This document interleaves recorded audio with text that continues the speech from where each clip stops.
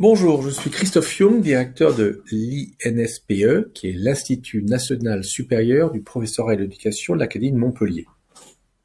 Alors, l'INSPE de l'Académie de Montpellier fédère toutes les compétences en termes de préparation au métier de professeur et de CPE, à travers les universités de l'Académie, l'Université de Montpellier, à travers trois composantes, la faculté d'éducation, la faculté des sciences, l'UFR STAPS, l'Université Paul Valéry à travers l'UFR 6 qui regroupe toutes les formations dans le domaine des lettres, des langues, des arts et des sciences humaines, l'Université de Nîmes qui à travers son département arts regroupe, permet de participer le département d'art appliqué à notre projet, et l'Université de Perpignan Via Domitia par l'intermédiaire de trois composantes, l'UFR LSH, l'UFR des sciences exactes et expérimentales et l'Institut transfrontalier franco-catalan pour le parcours catalan.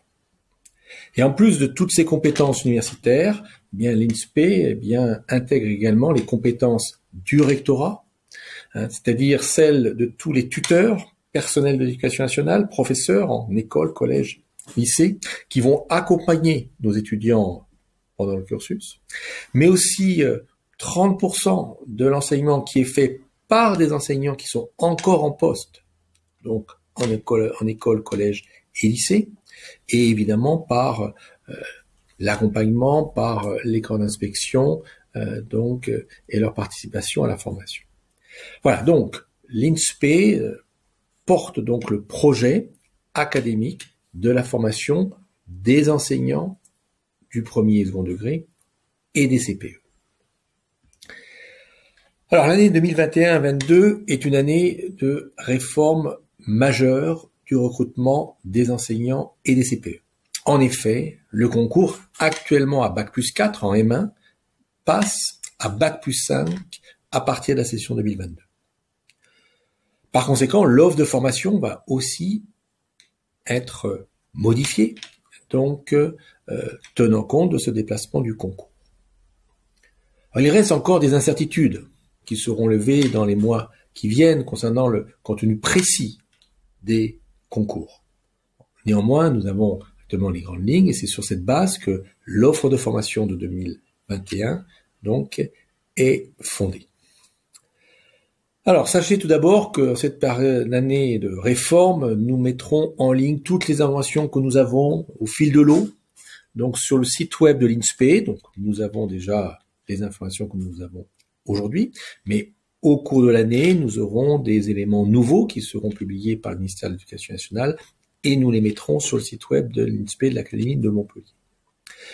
Vous trouverez aussi des informations qui vous seront précieuses dans le livret de formation qui est en ligne sur le site web de l'INSPE, qui, pour chaque parcours, vous donne notamment les coordonnées des responsables que vous pouvez évidemment contacter par courriel pour à la fois demander, si vous êtes lycéen, le meilleur cursus que vous devez faire en licence pour avoir la possibilité d'intégrer le Master MEF en Bac+4, mais aussi, si vous êtes déjà en licence, ce qu'il convient de faire pour au mieux vous préparer au Master MEF. Donc, ce fascicule comporte une présentation générale de l'offre de formation, que je reprends rapidement dans cette présentation, mais aussi une fiche spécifique pour chacun des parcours. Par exemple, je projette le parcours mathématique. Il vous est indiqué la localisation de la formation. Donc le parcours mathématique est lui bilocalisé à la fois à Montpellier et à Perpignan. Les objectifs de ces parcours, tous les objectifs des parcours du Master MEF premier degré, second degré et CPE sont les mêmes. C'est vous faire acquérir les compétences attendues pour le professeur du premier et second degré et pour le CPE.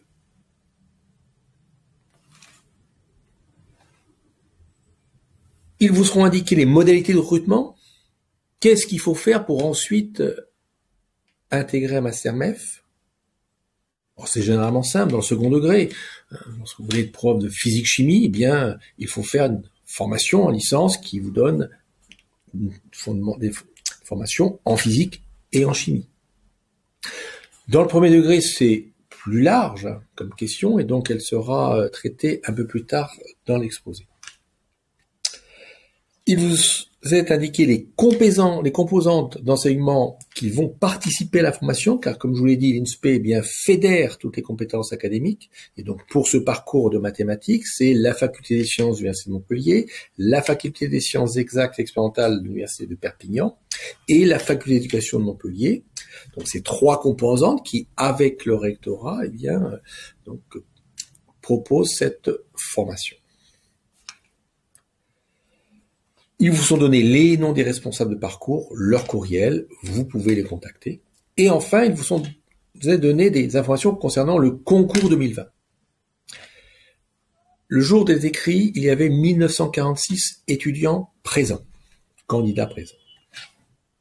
Le nombre de postes qui étaient ouverts en 2020 était 1185. Donc vous voyez tout de suite que il n'y a pas une si grande différence entre le nombre de candidats et le nombre de postes. En effet, le parcours de mathématiques est l'un des parcours qui manque de candidats. Et il manque d'autant plus de candidats que les candidats ont passé le concours, le jury a délibéré, et à la fin, le jury fixé à 1045 le nombre de lauréats. Ce qui signifie que 140 postes n'ont pas été pourvus. Ce n'était pas une consigne ministérielle, bien au contraire. L'État veut que l'on recrute donc le nombre fixé de postes en mathématiques en particulier.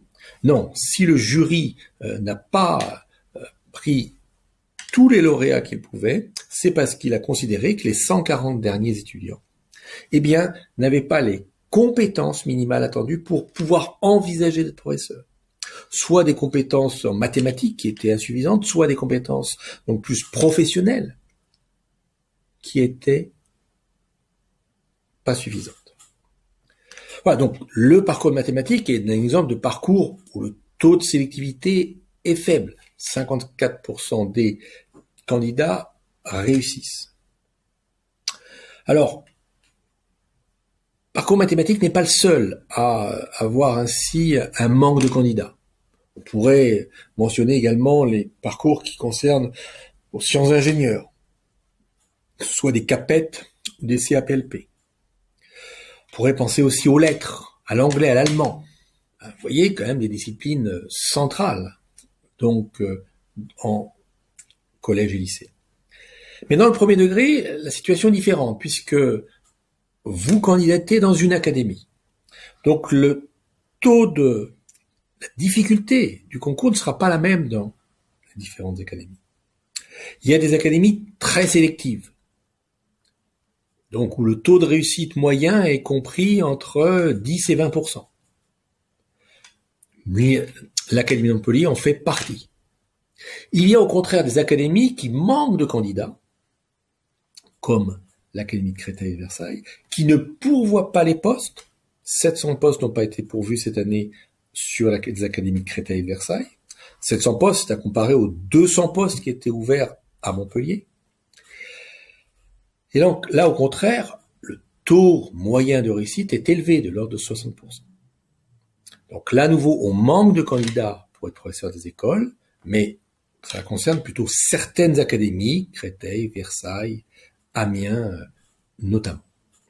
Voilà, donc, bien avoir à l'esprit que la nation a besoin de jeunes, ou moins jeunes, des collègues, des personnes qui sont en reconversion, qui veulent s'engager dans le métier de professeur, notamment dans ces disciplines où l'on manque de candidats formés.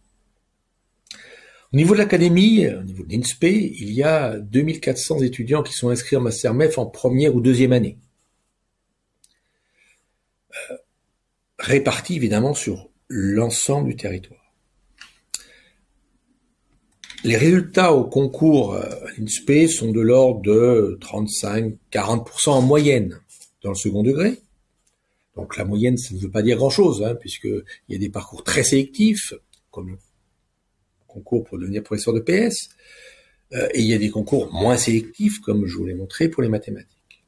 Et dans le premier degré, le taux de réussite est de l'ordre de 30%, mais il faut voir à nouveau que les étudiants ne vont pas candidater que dans l'Académie de Montpellier, sinon le taux de réussite serait beaucoup plus faible. Bien, les étudiants doivent aussi candidater en dehors de l'Académie. Et nous avons plus de lauréats qui réussissent à l'extérieur de l'Académie que ceux qui restent dans l'Académie.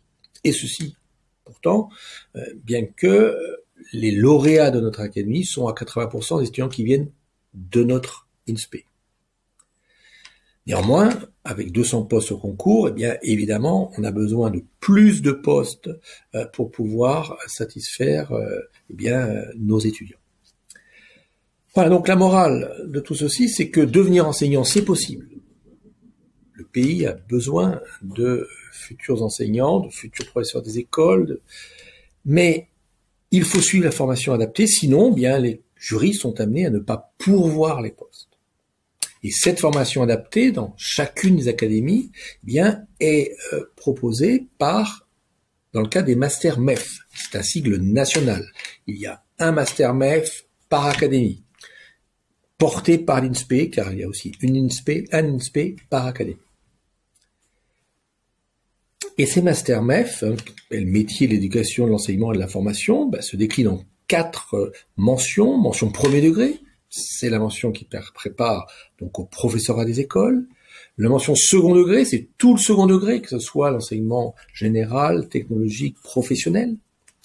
Une mention spécifique pour devenir CPE.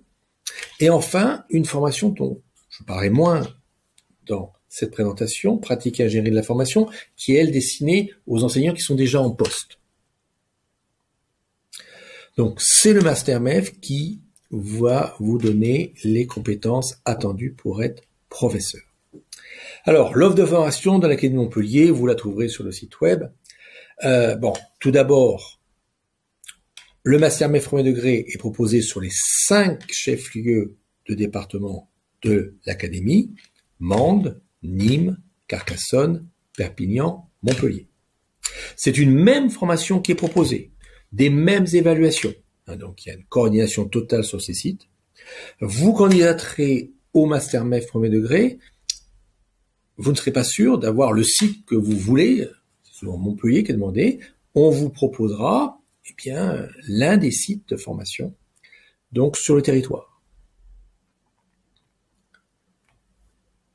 Pour le second degré, il y a toutes les principaux CAPES, CAPET, CAPLP et CAPES qui sont proposés sur Montpellier, et la formation CPE également. Et il y a 2 parcours qui sont proposés en dehors de Montpellier, c'est le catalan à Perpignan, évidemment, les arts appliqués proposés uniquement à Nîmes, et ensuite il y a des parcours qui sont proposés à la fois à Montpellier et à Perpignan dans le second degré. C'est le cas des lettres modernes, de l'anglais, de l'espagnol, de l'histoire-géographie et des mathématiques. Mais là, à nouveau, comme dans le premier degré, c'est une même formation qui est proposée sur 2 sites et donc qui conduisent à des taux de réussite au concours qui sont évidemment tout à fait semblables tous les ans. Alors, un point d'information un peu spécifique. Un parcours a été créé cette année, le CAPES NSI, la première année qu'il y a de nouveaux certifiés de cette discipline. Donc NSI, c'est numérique et sciences informatiques. Donc, vous savez qu'il y a cette discipline qui apparaît à proprement dit maintenant dans la formation au lycée. Donc à partir de cette année, il y a des professeurs de numérique et sciences informatiques. Donc il nécessite à la fois des compétences en culture numérique et évidemment en sciences informatiques. Alors pour devenir professeur, quelles sont les compétences attendues? Alors, c'est un métier que l'on connaît tous puisque on a tous été élèves. Et on est donc tous capables de répondre à cette question. Premièrement, évidemment, on attend des compétences disciplinaires. professeur de maths, ça va enseigner les mathématiques. On attend évidemment qu'il ait des compétences en mathématiques. Parfois bidisciplinaire, histoire-géographie, physique-chimie, ou dans les professeurs des lycées professionnels, eh bien on peut avoir lettres, histoire-géographie, c'est-à-dire tridisciplinaire. Dans le professorat des écoles, eh bien évidemment, l'enseignant enseignera toutes les disciplines. Mais il y a deux fondamentaux qui sont incontournables. Dans la formation, dans le concours et dans l'exercice du métier. C'est la formation en mathématiques et français.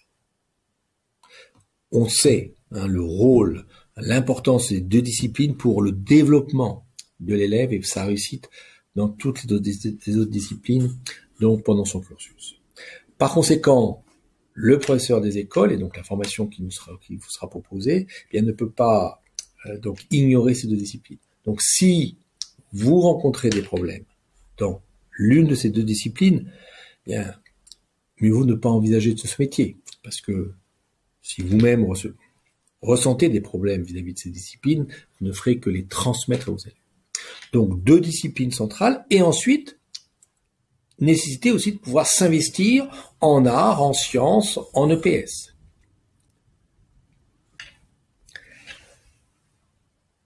Bien connaître sa discipline, c'est indispensable, mais c'est pas suffisant. Il faut savoir l'enseigner à différents publics, à des sixièmes, à des terminales, à des CP. Donc, c'est ce qu'on appelle la didactique de la discipline. Il faut savoir faire travailler les élèves. Donc, savoir adapter sa pédagogie aux des élèves qui ont des niveaux différents. Donc, c'est les compétences en pédagogie. Lorsqu'on devient professeur, on rentre dans un système éducatif qui est assez complexe. Donc, évidemment, il faut le connaître. Il faut connaître le fonctionnement d'un établissement. Mais il faut aussi connaître les droits et devoirs des fonctionnaires, car nous préparons des étudiants qui veulent être fonctionnaires, qui ont des droits et des devoirs. Des professeurs et CPE, qui, dans l'exercice de leur métier, devront porter les valeurs de la République. Et donc, là, à nouveau, eh bien, nous préparons donc les étudiants aussi à toute cette facette du métier de professeur du premier et du second degré et de CPE. Bon, évidemment, la théorie, c'est évidemment indispensable, mais ce qu'il faut acquérir, c'est un savoir-faire professionnel. Et donc, c'est à l'occasion de stages. On vous encourage dès la licence de faire des stages pour, appréhender le métier, non pas en tant qu'élève, mais maintenant aussi du côté du professeur. En licence, en M1, il vous sera proposé un stage de pratique accompagnée et de même, en master, allant des stages où petit à petit, on vous donne de plus en plus de responsabilités jusqu'à la responsabilité totale d'une classe. Dans le monde qui est le nôtre et dans lequel vivent les enfants, bien évidemment, on ne peut pas faire l'impasse sur les outils numériques. Tout enseignant doit être conscient à la fois des atouts de ce que peut permettre les outils numériques, à la fois pour enseigner, mais aussi les outils numériques que doit apprendre à utiliser l'élève, mais aussi les travers. Chacun connaît les travers d'Internet, et donc évidemment, tout enseignant, quelle que soit sa discipline, doit aussi avoir cette culture qui permettra d'accompagner les élèves. Dans le monde où l'on vit, une compétence en langue étrangère est évidemment indispensable. Et donc, c'est un niveau B2 en langue étrangère qui est imposé. Et si vous n'avez pas de ce niveau B2, vous n'aurez pas le master, et donc là, vous n'aurez pas le concours non plus. Évidemment, c'est d'autant plus crucial pour le futur professeur des écoles, puisque le futur professeur des écoles aura enseigné la langue étrangère. Et on sait très bien qu'il jouera un rôle très important, car ce sera souvent le premier adulte qui lui parlera dans une langue étrangère. Donc ce premier contact est évidemment essentiel pour le développement des compétences en langue, donc tout au long du cursus de l'élève. Évidemment, il ne faut pas cloisonner ces compétences. c'est évidemment un tout. Et donc, lorsque le stage est bien évidemment au cœur de la formation, puisque lorsque l'on fait un stage, et bien évidemment, c'est en lien direct avec les connaissances du système éducatif. Lorsqu'on enseigne, c'est en lien direct les compétences en didactique, en pédagogie, en compétences disciplinaires. Mais vu la masse de compétences qu'il faut avoir acquis en 5 ans, eh bien, il faut commencer dès la licence. Les langues étrangères, le niveau B2, il doit être acquis. Normalement, il est même au niveau du bac. Les outils numériques, ne pas les négliger. C'est pas parce qu'on veut être professeur d'anglais qu'il faut négliger le fait que l'enseignant aura à utiliser des outils numériques, donc, dans l'établissement avec ses élèves.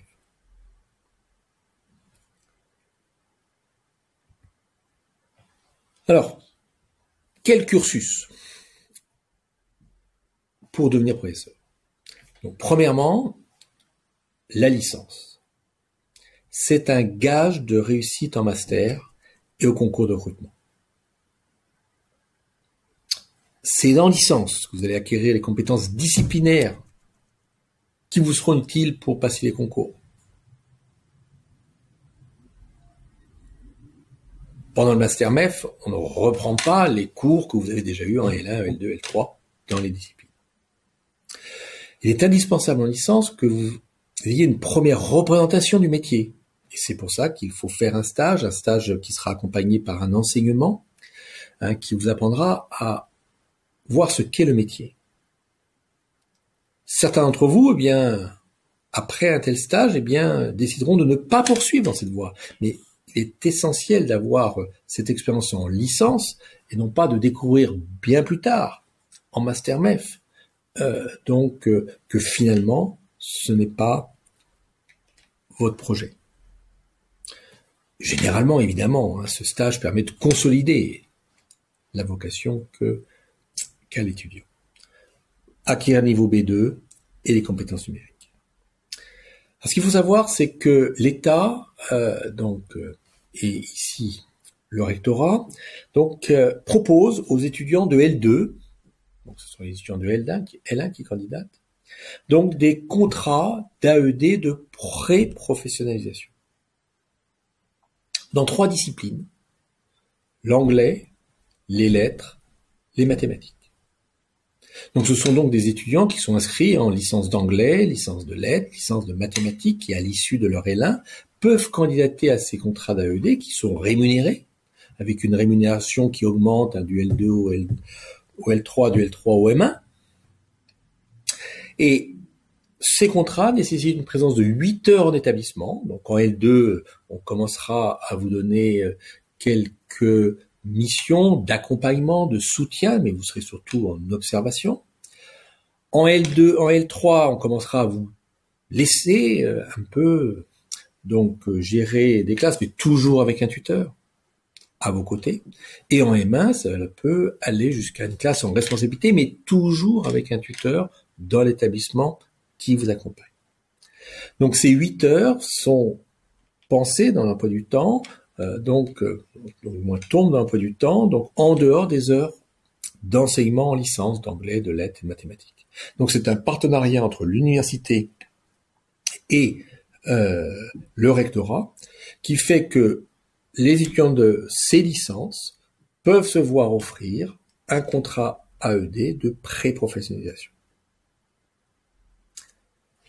Pourquoi ces 3 disciplines? Bien, comme je l'ai mentionné précédemment, ces 3 disciplines qui manquent notamment d'étudiants bien formés. Donc c'est la raison pour laquelle l'État propose pour l'instant dans ces 3 disciplines dans notre académie. D'autres disciplines seront peut-être ajoutées à l'avenir. Donc cette licence, c'est le socle qui vous permettra de réussir votre master. Donc après la licence, vous candidatez en master.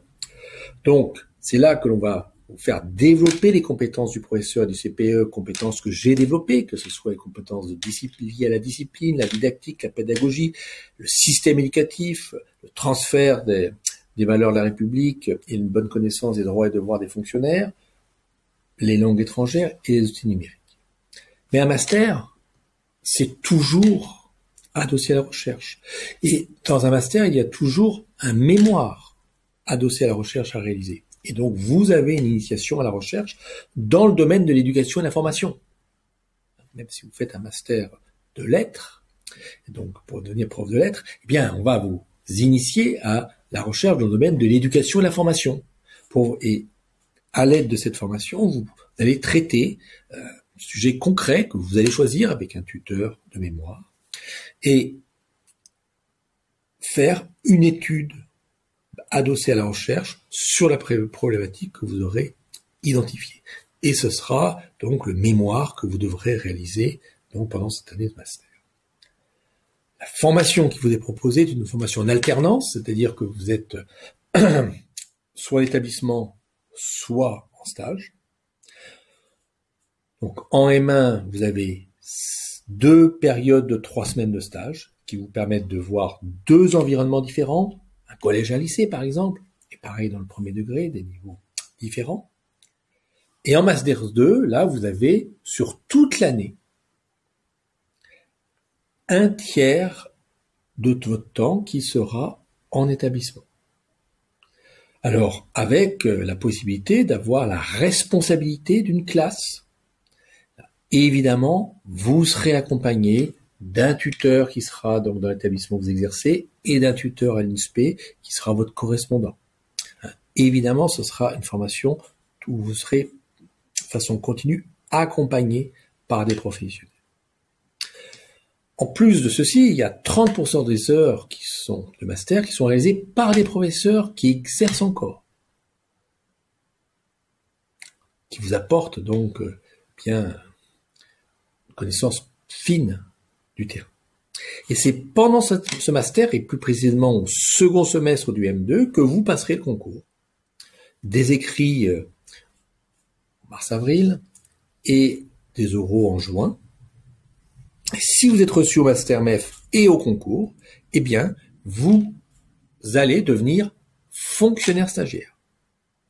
C'est-à-dire que vous serez affecté donc sur un poste en responsabilité. Vous aurez un tuteur dans l'établissement. Vous serez tout particulièrement accompagné. Vous aurez aussi un complément de formation. Et pendant cette année de stage, eh bien, vous allez parfaire votre formation. Et à la fin de l'année, eh bien, le recteur de l'académie dans laquelle vous vous trouvez émettra soit l'avis favorable à votre titularisation. Dans ce cas-là, vous deviendrez professeur titulaire. Soit vous licenciera, c'est très rare, mais ça arrive, parce que, malgré le filtre du concours, eh bien, vous n'aviez pas les compétences attendues pour être professeur. Ou, en cas de difficulté, mais moins grave, eh bien, le recteur peut envisager exceptionnellement une 2e année de stage. Et une fois que vous êtes titulaire, la formation ne va pas s'arrêter. Et donc, chaque rectorat organise une formation à minima pendant 3 ans. On appelle T1, T2, T3, l'année de titularisation 1, 2, 3, au cours de laquelle une offre de formation spécifique vous sera donnée, donc pour vous accompagner dans l'entrée dans le métier. Et ensuite, évidemment, il y a la formation continue qui est ouverte à tous les enseignants qui vous sera proposée. On veut bien voir que c'est tout un continuum de formation qui est bâti avec les universités en licence, avec le ou les rectorats donc après le concours. Et c'est tout ce continuum qui vous permettra d'acquérir les compétences attendues pour être professeur. Alors, question qui se pose, notamment pour celles et ceux qui veulent être professeurs des écoles, c'est quelle licence faire? Et la première réponse que je donnerai, j'enseigne à des centaines donc d'étudiants de licence tous les ans, c'est une licence où vous allez réussir. Il faut savoir que le taux de réussite en licence n'est pas élevé, c'est parfois 30, 40, 50%. Donc, il faut aller dans un domaine qui vous plaît. Pas aller dans un domaine où on vous dit d'aller. Bon, mais évidemment, il faut avoir une licence qui vous ouvrira les portes des éventuelles poursuites d'études. C'est pour ça que si on vous conseille, si votre entourage vous conseille une licence, c'est aussi parce qu'il faut que la licence que vous envisagez vous ouvre les portes. Et pour ce qui concerne le professorat, Eh bien, il est clair, et j'ai identifié ce qu'il fallait que vous acquériez donc comme compétences en licence, des compétences sur les disciplines que vous allez enseigner, des compétences, une connaissance première du métier, langue étrangère, etc. Alors, évidemment, si vous êtes littéraire, vous pouvez vouloir choisir un cursus qui vous permette d'envisager à la fois d'être professeur du second degré, de lettres, et d'être professeur des écoles, voire d'autres métiers. Donc évidemment, une même licence peut vous conduire à plusieurs métiers, voire plusieurs métiers d'enseignement. Alors, pour être professeur des écoles, il y a deux options. Soit vous faites une licence disciplinaire, les mathématiques, l'anglais, l'espagnol, la psychologie. Dans ce cas-là, les universités de l'académie vous proposeront au sein de ces licences disciplinaires, dès le L2, des enseignements de pré-professionnalisation qui vous permettront d'avoir une première représentation du métier, faire un stage, avoir un enseignement autour de ce stage, mais aussi pour ceux qui sont, par exemple, en licence de lettres, eh bien, avoir une formation dans mathématiques, si vous souhaitez devenir professeur des écoles. Donc, les universités proposent une formation en mathématiques et en français, sous forme donc d'un parcours spécifique, d'une licence disciplinaire, pour ceux qui veulent devenir professeurs des écoles, parce que même si vous faites une licence d'anglais, eh bien, il va falloir que vous ayez acquis, avant d'entrer en master MEF, eh bien, des compétences en mathématiques et en français qui vous permettront de réussir ensuite. Donc évidemment, la licence que vous faites disciplinaire peut vous ouvrir plusieurs portes.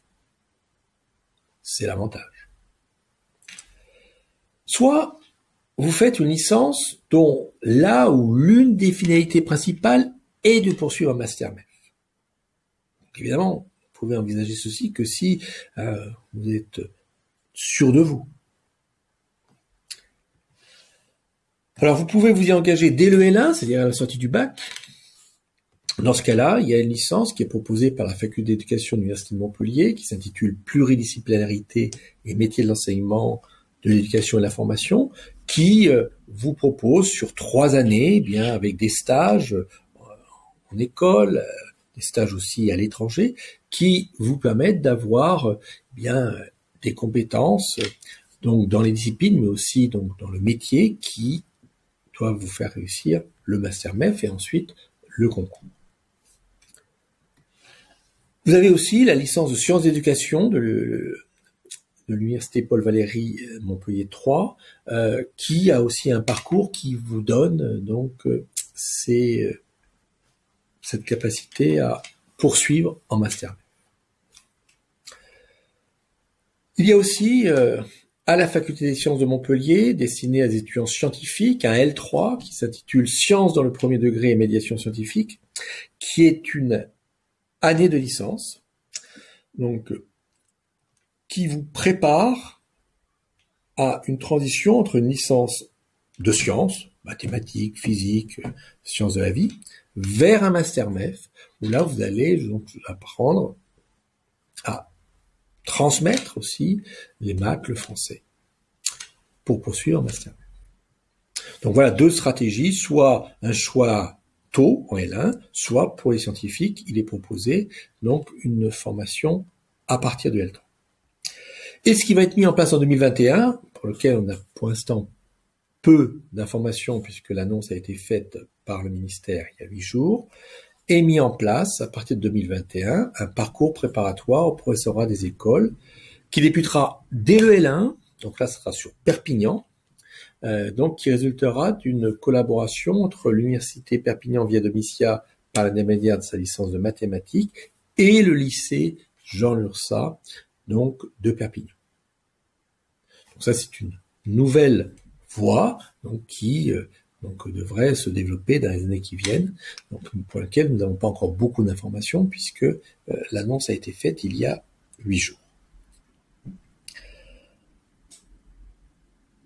Alors, entre ce choix à licence disciplinaire et licence vraiment déjà focalisée sur le premier degré, bien, c'est un choix personnel. C'est un choix qui la second choix, referme un peu évidemment les poursuites d'études. Pour les professeurs des collèges et lycées, outre faire une licence correspondant à la discipline que vous enseignez, il faut suivre les parcours qui vous seront proposés de pré-professionnalisation, faire un stage pour vous assurer que cette motivation pour être professeur, demeure, et même au contraire, augmente à l'issue d'un stage. Alors, pour devenir professeur, il y a différents concours. Il y a le concours CRPE, donc c'est le concours du professorat des écoles, qui a la particularité d'être un concours académique, comme je l'ai déjà indiqué. Vous candidatez dans une académie. Si vous êtes reçu dans cette académie, vous serez affecté dans un département en fonction de votre classement. Et les mutations ensuite sont relativement difficiles, surtout pour notre académie, car les personnes qui candidatent pour être professeur des écoles dans l'académie de Montpellier, généralement, c'est pas pour la quitter au bout de quelques années. Ça arrive évidemment, mais c'est pas fréquent. Le concours du CAPES, enseignement général, du CAPET, enseignement technologique, des PLP, enseignement lycée professionnel, des CAPEPS, c'est la sigle particulier pour les professeurs de PS, eux, ce sont des concours nationaux. C'est-à-dire, vous candidatez, vous serez affecté dans une académie française.